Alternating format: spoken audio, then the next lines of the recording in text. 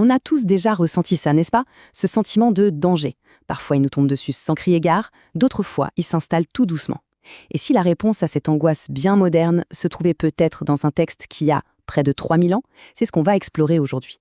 On va se pencher sur la solution que propose le psaume 136, une sorte de bouclier infaillible pour notre confiance. Voilà la question centrale au fond. Quand tout semble s'effondrer autour de nous, à quoi peut-on vraiment se raccrocher? Où trouver un point d'ancrage qui soit fiable?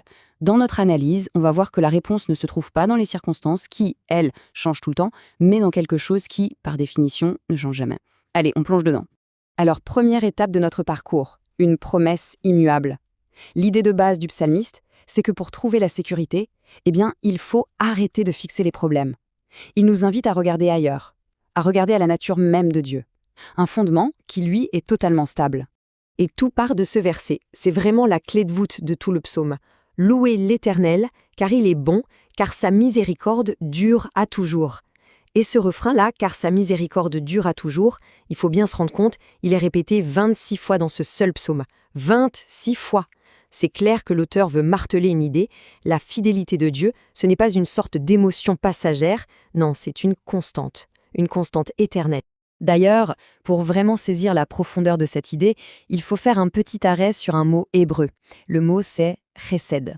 Souvent, on le traduit par miséricorde ou bonté, mais ça ne rend pas vraiment justice à la richesse du terme.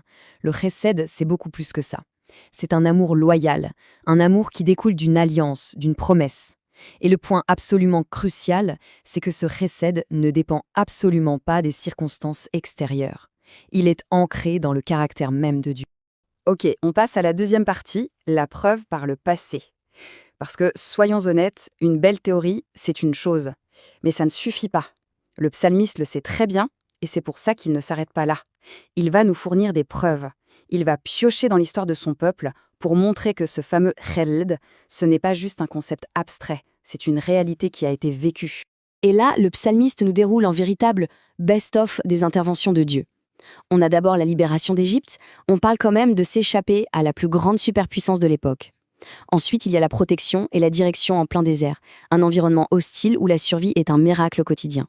Et pour finir, les victoires contre des ennemis qui semblaient invincibles. Chacun de ces événements, c'est une preuve concrète, une démonstration de cette fidélité en action. Et c'est là que toute la structure du psaume prend son sens. Chaque acte historique, chaque libération, chaque victoire est immédiatement suivie par notre refrain « car sa miséricorde durera toujours ». La logique est implacable en fait. Ce n'est pas juste une série d'anecdotes. Le message c'est « si Dieu a agi comme ça par le passé, ce n'est pas par hasard. C'est parce que c'est sa nature